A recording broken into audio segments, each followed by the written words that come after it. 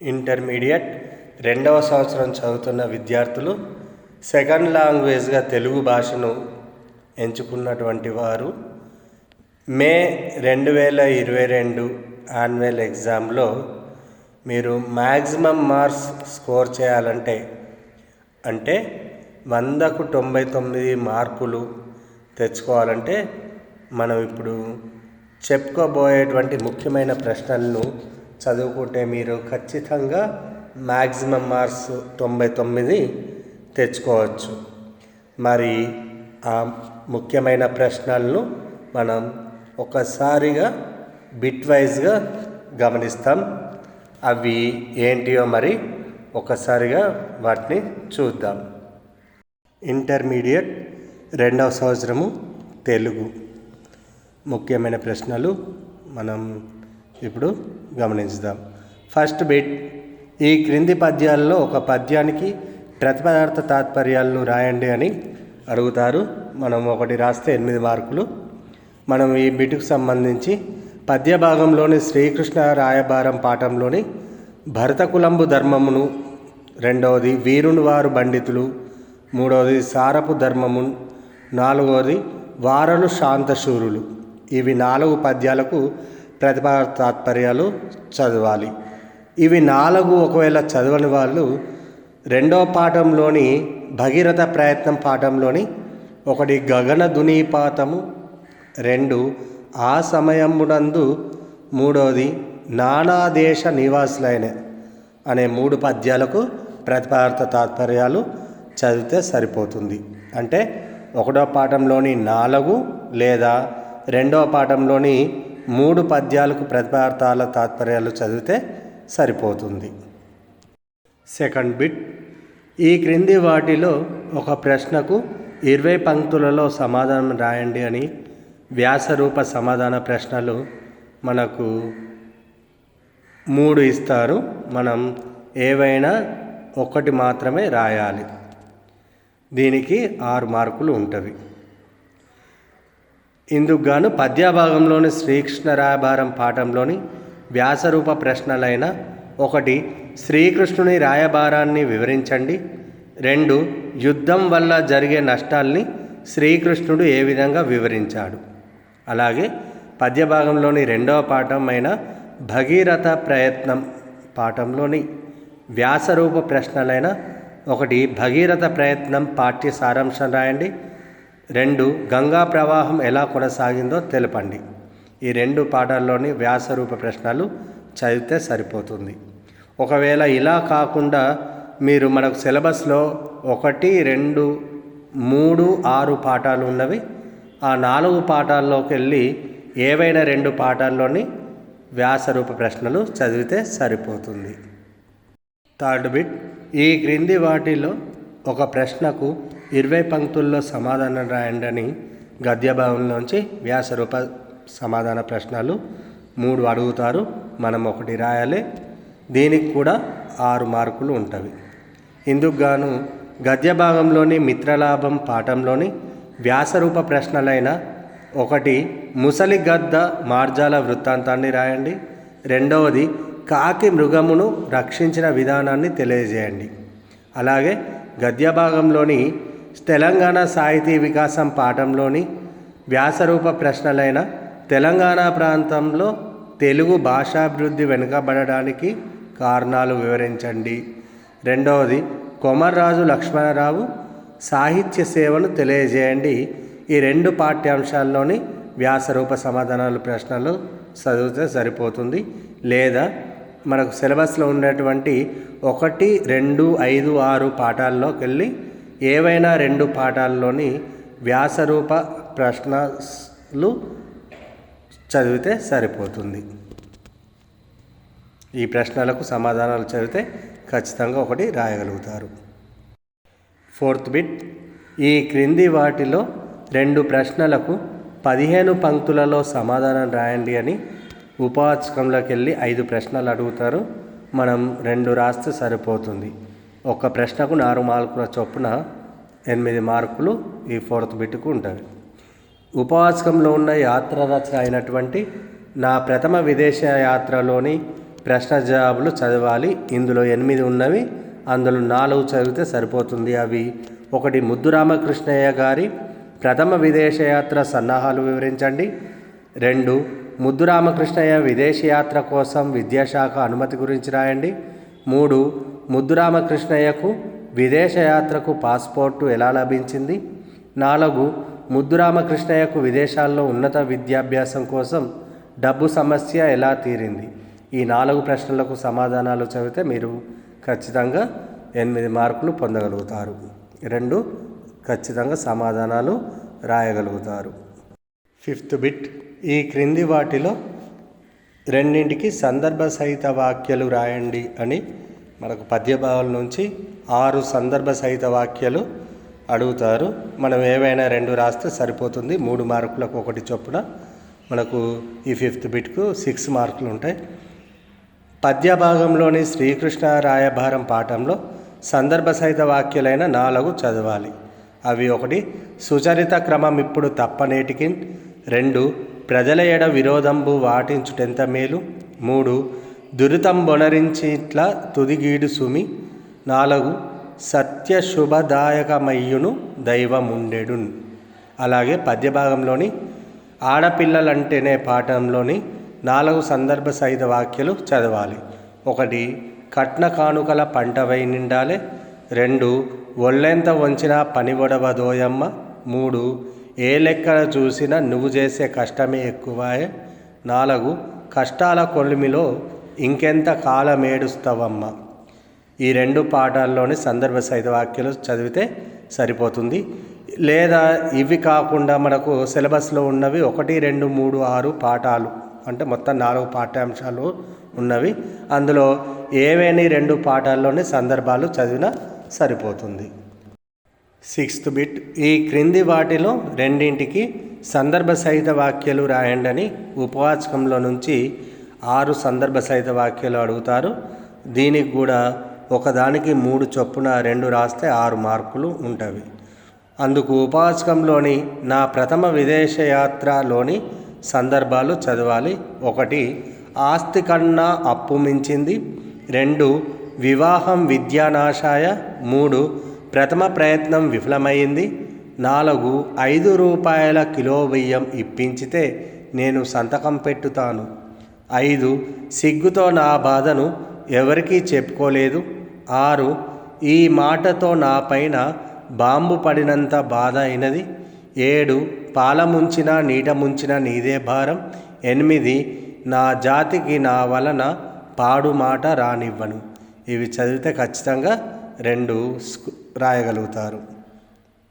7th bit: ఈ క్రింది వాటిలో ఏవైనా 2కి సంగ్రహ రూప సమాధానాలు రాయండి అని పద్యభావం నుంచి మనకు 5 ప్రశ్నలు అడుగుతారు. మనం 2 రాయాలి. ఒక్కొక్క దానికి 2 మార్కుల చొప్పున 4 మార్కులు ఉంటాయి ఈ బిట్కు. పద్యభాగంలోని శ్రీకృష్ణ రాయభారం పాఠంలోని 1 భరతవంశం గొప్పతనం తెలుపండి.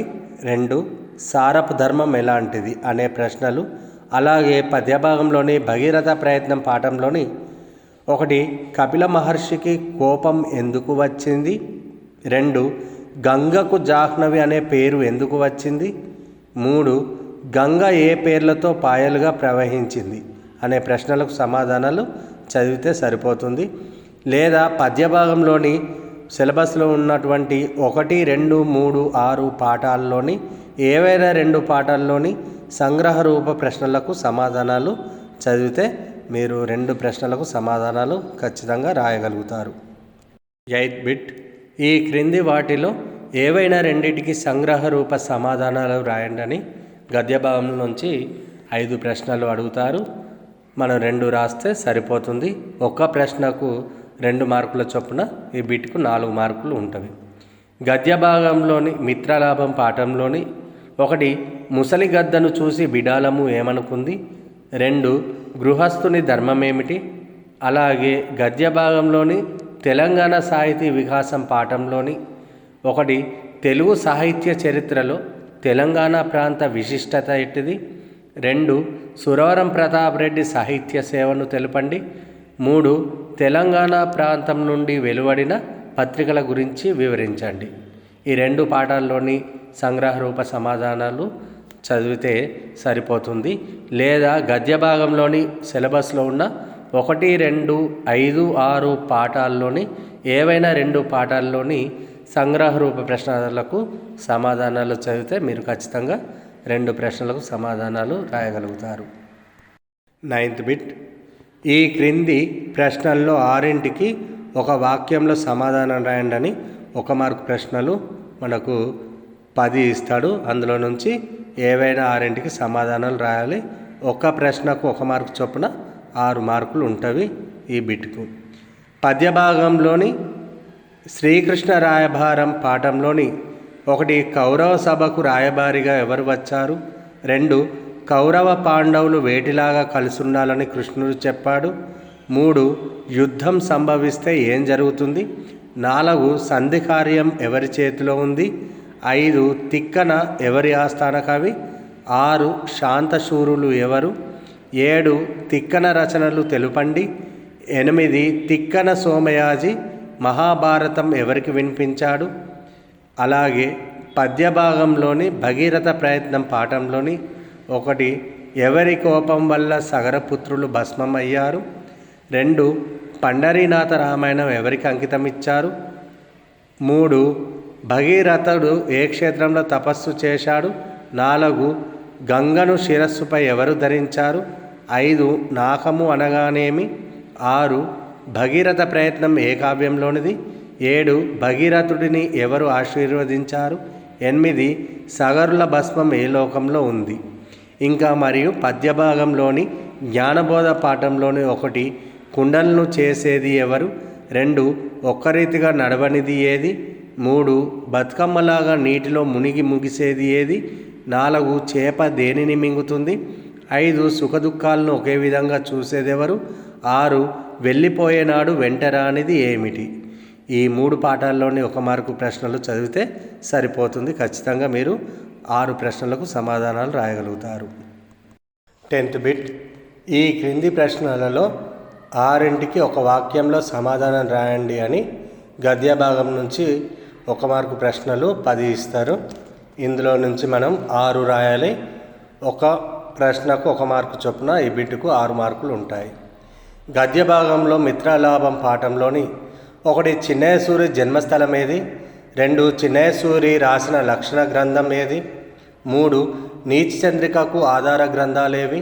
4 సుదర్శన మహారాజు ఏ పట్టణాన్ని పరిపాలించాడు? 5 దయాళువులకు కరస్థమైనది ఏది? 6 ధర్మశాస్త్రములు ఏమని బోధిస్తున్నవి? 7 లోకమే కుటుంబమని భావించు వారెవరు? 8 పరులకు హాని చేయగోరువారు ఏమైపోతారు? అలాగే గద్య భాగంలో తెలంగాణ సాహితీ వికాసం పాఠంలోని 1 దేవులపల్లి రామానుజరావు స్వగ్రామం ఏది? 2 రామానుజరావు స్థాపించిన సాహిత్య పత్రిక ఏది? 3 రామానుజరావు అధ్యక్షుడిగా పనిచేసిన సాహిత్య సంస్థ ఏది? 4 రామానుజరావు రాసిన ఖండకావ్య సంపుటి పేరేమిటి? 5 కృష్ణదేవరాయాంధ్ర భాషా నిలయం ఏ సంవత్సరంలో స్థాపించారు? 6 తెలంగాణలోని మొదటి పత్రిక ఏది? 7 మీజాన్ పత్రిక ఎవరి సంపాదకత్వంలో వెలువడింది? ఇంకా మరియు సృజనశీలత పాఠంలోని 1 భారతదేశపు మిసైల్ మ్యాన్ అని ఎవరికి పేరు? 2 ఏపీజే అబ్దుల్ కలాం పూర్తి పేరు ఏమిటి? 3 వింగ్స్ ఆఫ్ ఫైర్ పుస్తక రచయిత ఎవరు? 4 సృజనాత్మకత ఎక్కడి నుండి ప్రభవిస్తుంది? 5 మానవునికి మాత్రమే లభించిన అద్వితీయ బహుమానం ఏది? 6 సృజనాత్మకత దేనికి దారి తీస్తుంది? 7 అనారోగ్యం గురించి ఆలోచించకు కవిత రాసిందెవరు? ఈ 3 పాఠాల్లోని ప్రశ్నలు చదువుకుంటే ఖచ్చితంగా మీరు 6ంటికి సమాధానాలు రాయగలుగుతారు. 11వ బిట్. ఈ క్రింది వాటిలో ఒకదానికి లక్షణాలు తెలిపి ఉదాహరణతో సమన్వయించండి అని అలంకారాలను 4 అడుగుతారు. మనం 1 రాయాలి. దీనికి 6 మార్కులు ఉంటవి. ఇందుకు సంబంధించి చదవలసిన శబ్దాలంకారాలు మాత్రమే 5 చదివితే సరిపోతుంది. అవి 1 వృత్యానుప్రాస, 2 చేకానుప్రాస, 3 లాటానుప్రాస, 4 అంత్యానుప్రాస, 5 యమకం. ఈ 5 చదివితే ఖచ్చితంగా 1 రాయగలుగుతారు. 12వ బిట్, ఈ క్రింది ప్రశ్నలలో 6ంటికి ఒక వాక్యంలో సమాధానం రాయండి అని మనకు అలంకారాలకు సంబంధించి 10 ప్రశ్నలు అడుగుతారు. మనం ఇందులో నుంచి 6 రాయాలి. ఈ బిట్కి కూడా ఒక ప్రశ్నకు 1 మార్కు చొప్పున 6 మార్కులు ఉంటాయి. దీనికి సంబంధించి చదవలసినవి: 1 అలంకారానికి ప్రధానం ఏది? 2 అలంకారాలు ఎన్ని, అవి ఏవి? 3 శబ్దాలంకారం అంటే ఏమిటి? 4 వృత్యానుప్రాస అలంకారం అంటే ఏమిటి, ఒక ఉదాహరణ ఇవ్వండి. 5 చేకానుప్రాస అలంకారం అంటే ఏమిటి, ఒక ఉదాహరణ ఇవ్వండి. 6 లాటానుప్రాస అలంకారం అంటే ఏమిటి, ఒక ఉదాహరణ ఇవ్వండి. 7 అంత్యానుప్రాస అలంకారం అంటే ఏమిటి, ఒక ఉదాహరణ ఇవ్వండి. 8 యమకం అంటే ఏమిటి, ఒక ఉదాహరణ ఇవ్వండి. 9 పాప సంహరుడు హరుడులో మొదటి హరుడుకు రెండవ హరుడుకు అర్థము ఏమిటి? 10 అర్ధాలంకారం అంటే ఏమిటి? 11 ఉపమాలంకారం అంటే ఏమిటి? 12 ఉపమేయం అంటే ఏమిటి? 13 ఉపమానం అంటే ఏమిటి? 14 ఉపమావాచకాలు ఏవి? 15 ఉత్ప్రేక్ష అంటే ఏమిటి? 16 ఉత్ప్రేక్ష అలంకారానికి ఒక ఉదాహరణ ఇవ్వండి. 17 రూపకం అంటే ఏమిటి? 18 రూపకాలంకారానికి ఒక ఉదాహరణ ఇవ్వండి.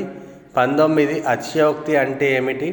20 అతిశయోక్తి అలంకారానికి ఒక ఉదాహరణ ఇవ్వండి. 21 అర్ధాంతరన్యాస అలంకారం అంటే ఏమిటి? 22 అర్ధాంతరన్యాస అలంకారానికి ఒక ఉదాహరణ ఇవ్వండి. 23 స్వభావోక్తి అంటే ఏమిటి? 24 స్వభావోక్తికి ఒక ఉదాహరణ ఇవ్వండి. 25 దుఃఖపుటగ్ని ఇందులోని అలంకారాన్ని గుర్తించండి. ఇవి చదువుకుంటే ఖచ్చితంగా మీరు 6ంటికి సమాధానాలు రాయగలుగుతారు.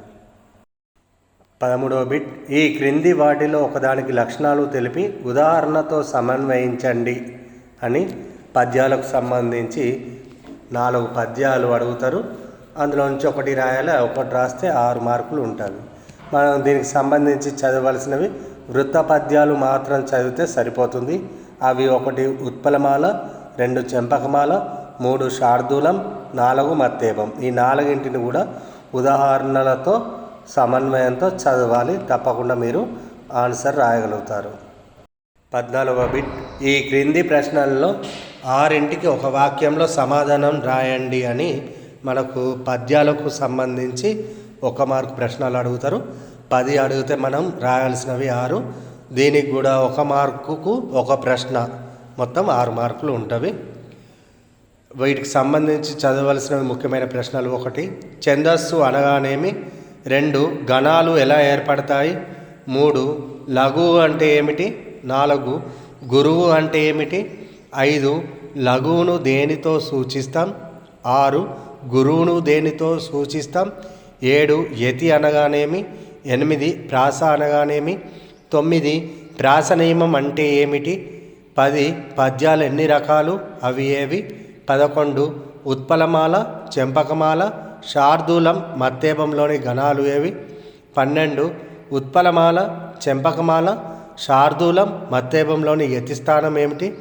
13 ఉత్పలమాల, చెంపకమాల, శార్దూలం, మత్తేపంలోని అక్షరాల సంఖ్య ఎంత?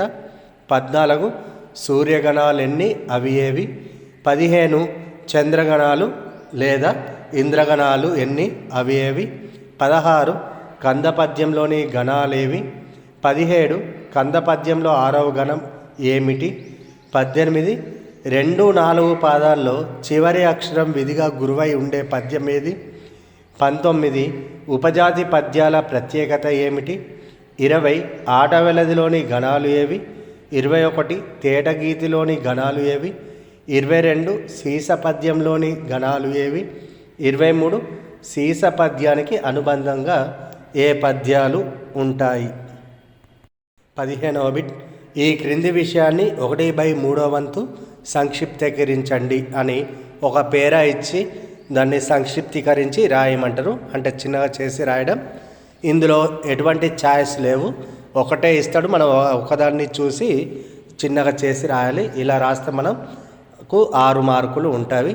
మనం దీనికి సంబంధించి పాఠ్యపుస్తకంలో ఉన్న సంక్షిప్తీకరణకు సంబంధించినవి 3 పేరాల కింద ఉన్న సంక్షిప్త రూపం అనే దాన్ని చదివితే సరిపోతుంది. అవి ఒకటి చూడండి, టెక్స్ట్ బుక్లో ఉన్నటువంటివి తెలంగాణ ప్రాంతంలో అనే పేరా ఉన్నది, అది చదువుకోవాలి. 2 హై స్కూల్ విద్యార్థినిగా అనే పేరా ఉన్నది, సంక్షిప్తీకరించి చేసినది, అది చదువుకోవాలి. అలాగే 3 ప్రకృతి సిద్ధమైన అనే సంక్షిప్తీకరించి ఉన్నటువంటి పేరాను చదువుకుంటే, ఈ 3 చదువుకుంటే ఖచ్చితంగా మీరు 1 రాయగలుగుతారు. 16వ బిట్ మనకి ఇందులో ఆ అనే 2 విభాగాలు ఉంటాయి. ఈ క్రింద పేర్కొన్న పదాల ఆధారంగా చేసుకొని ఇద్దరి మధ్య సంభాషణ రాయండి అని 16వ బిట్లో ఆ బిట్ కింద ఉంటుంది. ఇది సంభాషణ రాసినందుకు గాను 5 మార్కులు ఉంటాయి. అయితే దీనికి సంభాషణ రచన నైపుణ్యం అని పాఠ్యపుస్తకంలో 4 రకాల సంభాషణలు ఉన్నవి, అవి చూసుకుంటే సరిపోతుంది. అవి ఏంటిది అంటే, 1 కాలి దెబ్బలకు వైద్యం కోసం వెళ్ళినప్పుడు వైద్యునితో సంభాషణ. 2 ఆదాయ పత్రం జారీ కొరకు విజ్ఞాపన చేయడానికి వెళ్ళినప్పుడు అధికారితో సంభాషణ. 3 బోనాఫైడ్ సర్టిఫికేట్ కొరకు విజ్ఞప్తి చేయడానికి వెళ్ళినప్పుడు ప్రిన్సిపాల్తో సంభాషణ. 4 పత్రికా విలేకరితో కళాశాల ఉత్సవం గురించి ఫోన్లో వివరించే సంభాషణ. ఈ సంభాషణల కింద మనకు కొన్ని పదాలు ఇస్తారు, మనం రాసే సంభాషణల్లో ఆ పదాలు ఖచ్చితంగా ఉంటే సరిపోతుంది. ఇందులో కూడా ఎటువంటి ఛాయిస్ ఉండదు, ఒకటే ఇస్తారు. ఖచ్చితంగా ఈ 4 ఇట్లకి 1 ఇస్తారు, ఆ 1 రాయాలి. 16వ బిట్ల ఆ విభాగం. ఈ క్రింది ప్రశ్నలకు 1 వాక్యంలో సమాధానాలు రాయండి అని మనకు భాషా భాగాలకు సంబంధించి 1 మార్కు, ప్రశ్నలకు సంబంధించిన ప్రశ్నలు 5 అడుగుతాడు. మనం ఇందులో కూడా ఎటువంటి ఛాయిస్ లేకుండా 5టికి సమాధానాలు రాయాలి. 1 మార్కు ప్రశ్నలు 5 రాస్తే 5 మార్కులు వస్తాయి. దీనికి సంబంధించి భాషా భాగాలు 5 చదవాలి. అవి 1 నామవాచకం, 2 సర్వనామం, 3 విశేషణం, 4 క్రియ, 5 అవ్యయం. దీనికి సంబంధించి ప్రశ్నలు: 1 నామవాచకం అంటే ఏమిటి? 2 నామవాచకానికి గల మరో పేరు ఏమిటి? 3 నామవాచకానికి ఒక ఉదాహరణ ఇవ్వండి. 4 సర్వనామము అంటే ఏమిటి? 5 సర్వనామానికి ఒక ఉదాహరణ ఇవ్వండి.